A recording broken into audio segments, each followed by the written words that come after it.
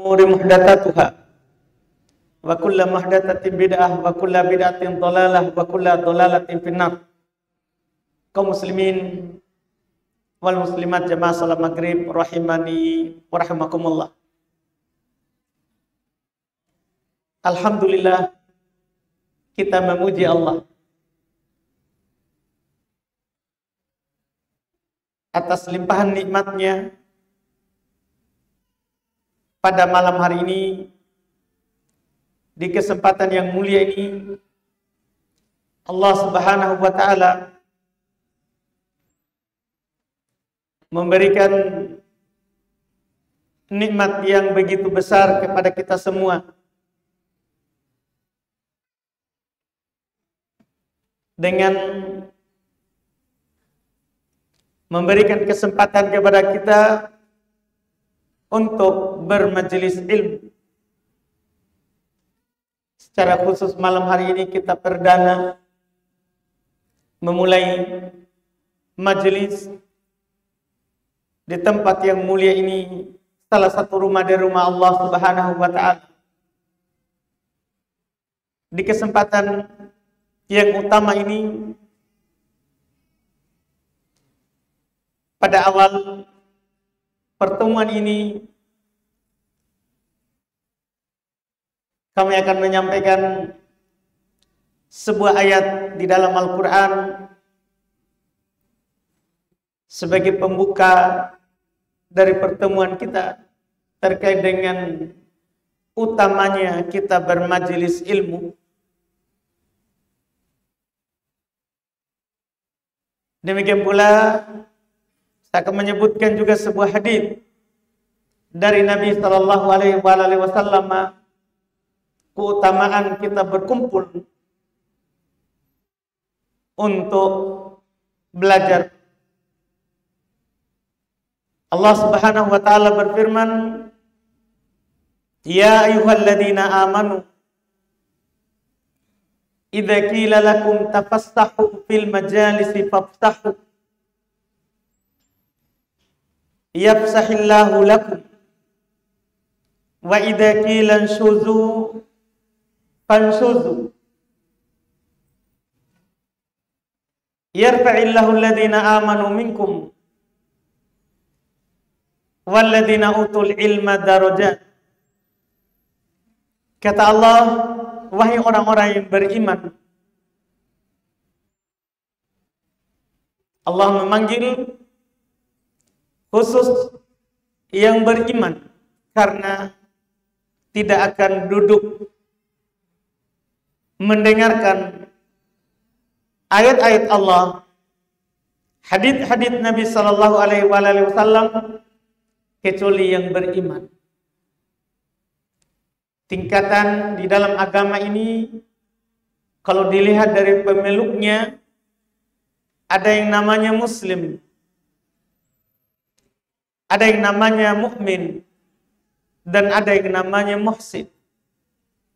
Tingkatan paling luar terendah dari muslim adalah disebut muslim. Belum tentu muslim itu mukmin, sebagaimana belum tentu mukmin itu muhsin. Makanya Allah Subhanahu wa Ta'ala ketika memanggil, ingin mengajak kepada sebuah ketaatan, itu lebih sering mukmin. Karena yang mendengarkan dan taat itu mukmin. Adapun muslim bisa saja dia muslim tapi belum taat. Maka yang paling sering bukan muslim dipanggil, mukmin. Karena setelah panggilan keimanan itu pasti ada perintah atau larangan. Itu dipastikan. Semua panggilan yang ada orang beriman dipanggil, itu setelahnya dipastikan ada perintah atau ada larangan. Apa hubungannya setelah panggil dengan panggilan yang beriman kemudian ada perintah dan larangan? Karena hanya yang mukmin yang akan menjalankan perintah dan yang meninggalkan larangan. Adapun muslim belum. Di sini Allah Subhanahu wa taala memanggil, wahai orang-orang yang beriman. Ini saya sudah katakan tadi, panggilan keimanan berarti ada ajakan. Apa ajakan dalam ayat ini? Kata Allah, idza qila lakum tafassahu fil majalisi fafsah. Apabila dikatakan kepada kalian, berlapang-lapanglah dalam bermajelis. Berbahagialah kalau ada majelis. Ada ajakan taklim, ada undangan untuk duduk. Itu senanglah. Bergembiralah. Ini ajakan Allah. Apa pahala yang kita dapat? Kalau kita berbahagia, kita berlapang-lapang ketika dalam bermajelis. Kata Allah, yafsahillahu lakum. Allah akan melapangkan kalian. Di sini tidak dikatakan apa yang kita akan dilapangkan. Kata para ulama tafsir, tidak disebutkan supaya umum, lapang agama kita, lapang dunia kita. Artinya siapa yang mau dilapangkan oleh Allah, maka merasa lapanglah untuk Allah. Di antaranya bermajelis. Jangan bermajelis terpaksa. Jangan bermajelis hanya ala kadarnya. Lagi kosong. Nah, kita harus berbahagia. Karena bermajelis itu adalah ibadah. Dari mana kita tahu ibadah? Allah yang perintah. Ini kan, wahai orang beriman, apabila dikatakan kepada kalian, berlapang-lapanglah dalam bermajelis, maka lapangkan. Maka Allah akan melapangkan kalian. Terus wa idza qila anshuzu anshuz. Apabila kalian disuruh berdiri, anggaplah kita disuruh bubar. Bubar saja. Tidak perlu kita banyak komentar. Kalau majelis sudah tutup, misalnya tidak ada yang bubarkan, majelis sudah tutup, ya sudah kita pulang masing-masing ke rumah kita. Karena majelis kalau sudah panjang, itu menjadi bagiannya setan. Jadi kalau sudah lewat, majelis yang sudah selesai, mulai kita berpencar.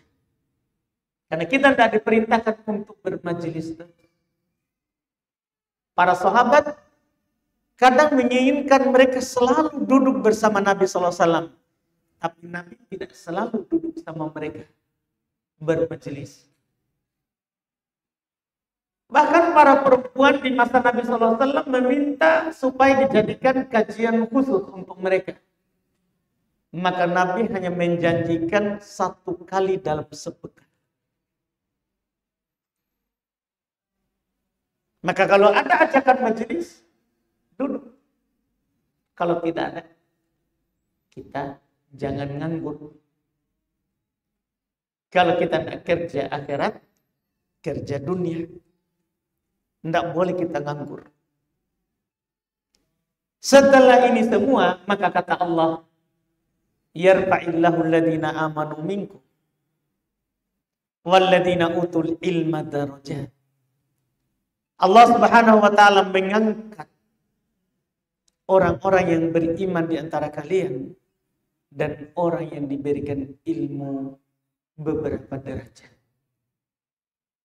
Ternyata duduk tadi itu yang Allah perintahkan supaya kita berlapang-lapang.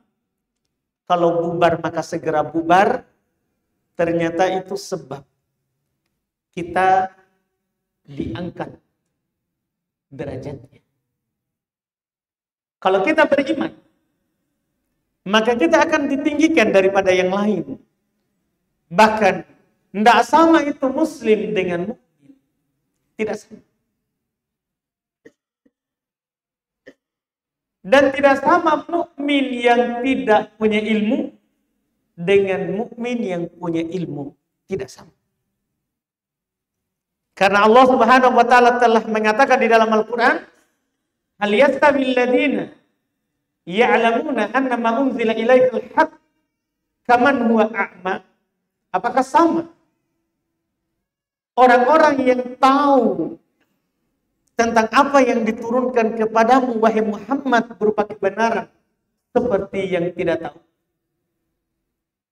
Allah tidak jawab. Ini cuman dilemparkan pertanyaan kepada kita. Kita sendiri yang sadari, samakah orang yang punya ilmu dengan orang yang tidak punya?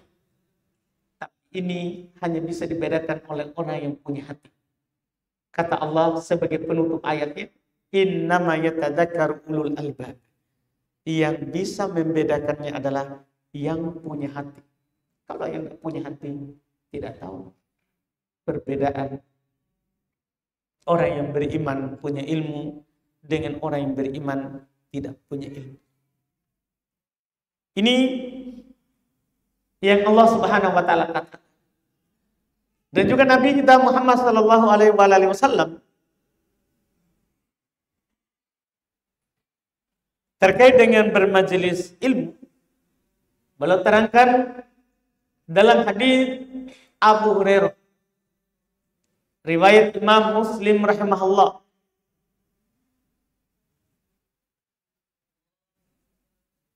Kata beliau Rasulullah sallallahu dari Abu Hurairah radhiyallahu taala anhu, beliau berkata Rasulullah sallallahu alaihi wasallam bersabda, "Majtama'a qaumun fi baitin min buyutillah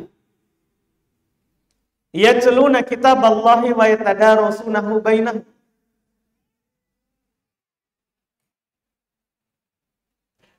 Tidaklah sekelompok orang berkumpul,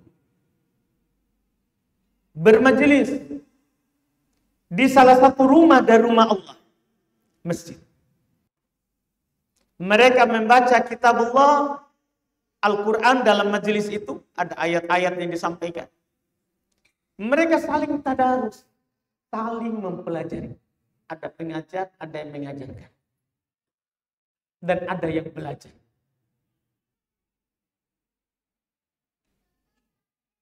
Apa yang didapatkan?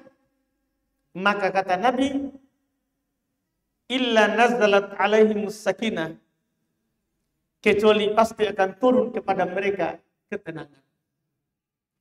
Orang yang bermajelis ketika mereka ikhlas karena Allah, itu pasti akan berada dalam ketenangan. Sakinah. Ini yang pertama kalau kita bermajelis, tapi Nabi sebutkan bukan satu, ada 4 di hadits ini. Wahafathumul malaikah, ini yang kedua. Dan mereka akan dinaungi oleh malaikat. Karena Allah itu punya malaikat yang berkeliling di muka bumi ini mencari majelis ilmu. Apabila mereka sudah dapat, ada di antara mereka yang sudah dapat, maka malaikat itu akan berkata, ta'alau ila bugyatikum. Mari kepada yang kalian cari. Jadi dia panggil teman. Kemari kepada kalian yang kalian cari. Maka mereka pun menutup majelis itu dan menaunginya dengan sayapnya. Makanya orang yang bermajelis ilmu, kalau dia memang ikhlas mau bermajelis, itu tidak merasakan yang namanya panas. Padahal mungkin saja cuacanya panas. Bisa dingin, tapi mereka tidak merasakan itu. Mungkin kita di majelis seperti ini, enggak. Karena kita di masjid terus AC-nya ada. Di sana ada daerah-daerah yang panas, tapi mereka tetap bermajelis. Ketika sudah dibuka majelisnya, sudah tidak dirasakan itu yang namanya panas. Kenapa bisa? Karena malaikat menaungi. Ini yang kedua. Yang ketiga yang Nabi sebutkan, wa ghasyiyatuhumur rahmah. Dan mereka diliputi oleh rahmat, kasih sayangnya Allah, pengampunan Allah. Makanya ketika orang yang bermajelis, kalau dia sudah selesai dari majelis, maka akan dikatakan kepada mereka, lakum, silakan kalian berdiri, bubar dalam keadaan kalian sudah diampuni. Mungkin jarang kita tahu, jarang kita dengar, tapi demikianlah utama. Karena rahmat Allah meliputi orang yang bermajelis. Yang keempat, dan ini yang lebih utama tentunya daripada tiga tadi itu. Karena tiga tadi itu nikmat duniawi. Kita bisa tenang, kita dapat rahmat, kita dinaungi oleh malaikat. Tapi yang lebih besar yang keempat. Karena Nabi mengurutkan dari yang paling ringan sampai yang paling besar yang didapatkan oleh orang yang bermajelis. Yang keempat kata Nabi, wa dzakarahumullahu fi man indah. Dan Allah menyebutkan mereka di sisinya. Jadi setiap orang yang bermajelis karena Allah, itu akan disebutkan di atas langit dengan namanya. Disebut di penduduk langit karena mereka berkumpul di dunia, di bumi ini. Maka bagaimana misalnya ada nama kita disebut di majelis yang orang-orang di situ orang-orang besar, pasti secara manusiawi kita akan bangga. Itu tidak bisa ditolak itu. Kita manusia biasa. Kalau kita disebut jangan, ia disebut di majelis yang mulia, kita disebut saja mungkin oleh orang yang menurut kita terpandang, itu kita sudah berbahagia. Ini yang menyebut kita Allah, penciptanya ini alam semesta, penciptanya seluruh manusia, bahkan jinnya juga. Kita disebut. Itu pun di tengah malaikat.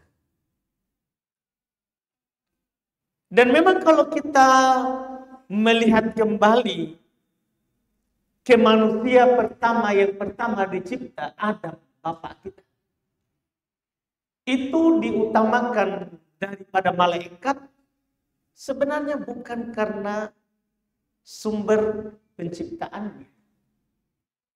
Karena kalau dibandingkan malaikat diciptakan dari cahaya, lebih mulia daripada asal penciptaan kita. Bapak kita Adam dari tanah. Maka sampai iblis pun berbangga-bangga, tidak mau sujud kepada Adam karena dia merasa dia lebih mulia daripada Adam. Iya. Dia diciptakan dari api, sementara Adam diciptakan dari tanah. Tapi tahukah kita, kenapa Adam lebih utama daripada malaikat? Bahkan Allah memerintahkan malaikat untuk sujud. Karena memuliakan Adam, itu karena ilmu. Disebutkan wa'allama Adamal asma'a kullah. Allah mengajarkan Adam nama segala sesuatu. Allah katakan kepada malaikat, coba kasih tahu saya nama-nama itu. Maka para malaikat tidak ada yang tahu. Maka Allah perintahkan kepada Adam, ajarkan kepada mereka nama-nama itu. Disitulah mereka mengakui karena ilmu, bukan karena yang lain. Ini menunjukkan bahwa siapa saja yang Allah Subhanahu wa taala kehendaki untuk bermajelis, Dan ini tidak mudah. Untuk duduk bermajelis itu tidak mudah. Karena namanya bermajelis di masjid, tidak mungkin kita bisa hanya memberikan tempat duduk kepada orang kaya saja. Tidak mungkin. Pasti juga ada orang miskin. Apalagi majelis umum yang seperti ini, ajakannya umum. Tentunya kita tidak bisa memilah-milah siapa yang akan hadir. Nah, untuk duduk di tempat yang seperti ini perlu namanya korban perasaan. Kita korban gengsi kita. Makanya ketika Allah Subhanahu wa taala menguji nabinya di masa beliau, ada datang kepada beliau orang kaya, belum perhatikan. Datang orang buta, belum tidak perhatikan. Maka Allah menegurnya. Karena dalam menyampaikan ilmu, kita tidak boleh bedakan antara kaya dan miskin. Harus sama. Karena kaya dan miskin sama-sama butuh yang namanya ilmu. Tidak ada seorang pun yang menyatakan saya miskin, tidak butuh ilmu. Yang butuh ilmu itu hanya orang kaya. Tidak boleh pula orang kaya menyatakan saya sudah kaya, tidak butuh ilmu. Tidak. Semuanya butuh yang namanya ilmu. Makanya ini pelajaran dari Allah Subhanahu wa taala kepada nabinya. Setelah itu belum memperhatikan dengan yang sama untuk semua orang. Bahkan orang Arab pedalaman pun belum perlakukan seperti orang kota. Walaupun orang Arab pedalaman kadang lebih kasar. Mau bertanya kepada Nabi saja mereka teriak. Karena kurangnya adab orang pedalaman dibandingkan dengan orang kota. Bahkan ada yang datang kepada Nabi hanya mau bertanya, dia pegang lehernya Nabi SAW sampai berbekas. Dia pegang bajunya. Dan mereka bersuara keras. Karena orang pedalaman itu bersuara keras dibandingkan dengan orang kota. Tapi Nabi tahu bahwa kalau ada yang mengangkat suara lebih keras daripada suara Nabi, batal amalannya. Karena itu ketentuannya dari Allah. Maka ketika datang seorang Arab Badui bersuara keras, maka Nabi mengangkat suaranya lebih keras daripada. Ini namanya rahmatnya Nabi. Ini praktek supaya semua orang itu disamakan. Nah, untuk berkorban majelis yang semua orang disamakan itu susah. Makanya ini butuh hidayah khusus. Karenanya keutamaannya juga keutamaan khusus. Coba kita perhatikan. Adakah amalan yang langsung dijanjikan satu kali duduk 4 yang didapat? Dinaungi oleh malaikat. Dapat ketenangan. Dapat rahmat. Disebut di langit. Dan hadis ini tadi itu panjang sebenarnya. Itu hanya potongannya. Itu potongannya. Hadis yang panjang. Dan semuanya menceritakan utamanya bermajelis. Di antara yang disebutkan dalam hadis itu, saya akan sebutkan yang paling penting juga ini. Itu seorang yang bermajelis, itu akan dimintakan ampun oleh semua yang ada di langit dan ada di bumi. Sampai ikan di laut, semut di dalam lubangnya. Itu memintakan ampun untuk kita. Kita bisa baca. Ini hadis riwayat Imam Muslim dari Abu Hurairah. Dia juga datang dalam riwayat Imam Ahmad dari Abu Darda dengan kisah yang lebih panjang lagi. Karena ada orang berjalan dari Madinah, dia pergi ke Abu Darda di Syam 2 bulan perjalanan hanya mau mendengar satu hadis. Jadi orang dulu begitu. 2 bulan panas, dingin, belum lagi banyak bahaya di jalanan. Disampaikanlah hadis tadi oleh Abu Darda. Kita sekarang alhamdulillah kita dimudahkan untuk keluar dari rumah kita. Tidak ada yang mengancam nyawa kita di perjalanan. Rumah kita dekat. Maka tentunya lebih mudah untuk kita mendapatkan keutamaan ini. Tapi sekali lagi itu butuh hidayah dari Allah. Karena bermajelis sekali lagi itu adalah hidayah yang besar baru kita mau duduk. Ini satu ayat dan satu hadis dari Nabi kita Muhammad SAW terkait dengan bermajelis.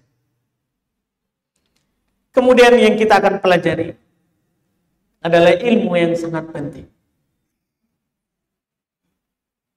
Karena ada 3 ilmu yang wajib kita pelajari sebagai dasar ilmu. Siapa saja fardu ain baginya untuk menyentuh 3 perkara. Tidak diberikan kemudahan untuk dia tidak tahu. Tidak dikasih udzur untuk dia tidak belajar. Yaitu ilmu tentang Allah, ilmu tentang agamanya Allah, dan ilmu tentang nabinya Allah. Yang mana 2 yang pertama tentang Allah dan tentang agama Allah, ini tentunya akan mudah kita terima kalau kita kenal nabinya. Nah, yang kita akan pelajari insyaallah taala ilmu tentang nabinya. Kita pahami bersama.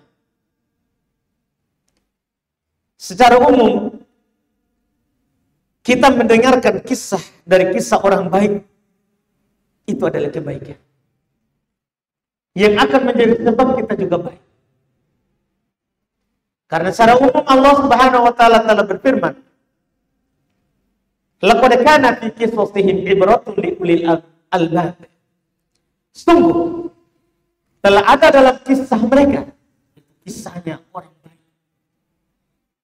Demikian pula kisah-kisahnya orang yang tidak baik. Bagaimana kesudahan perkaranya. Itu kata Allah ibratun. Itu merupakan pelajaran. Merupakan pelajaran. Bagi siapa? Liulil albab. Bagi orang-orang yang memiliki hati.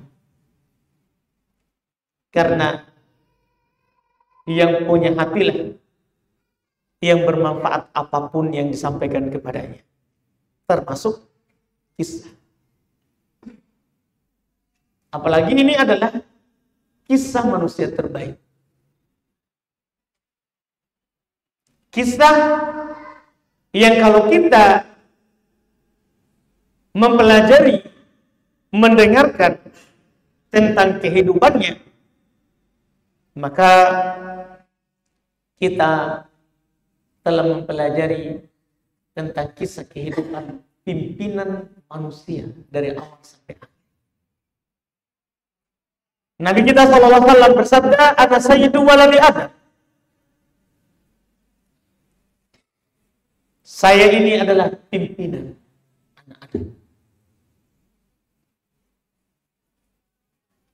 Mendengarkan kisahnya itu sangat penting. Dan dia pimpinan anak cucu Adam. Yang mengikutinya itu menjadi sebab kita dicintai oleh Allah. Qul in kuntum tuhibbunallaha fattabi'uni yuhibbukum Allah. Katakan wahai Muhammad, jika kalian mencintai Allah, ikuti saya. Maka Allah akan mencintai kalian.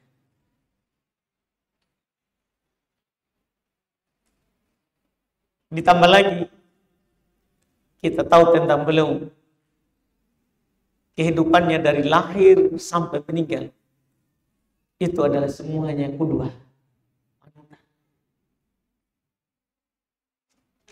Kata Allah, laqad kana lakum fi Rasulillahi uswatun hasanah. Sungguh telah ada bagi kalian pada Rasul Allah itu suri teladan yang baik.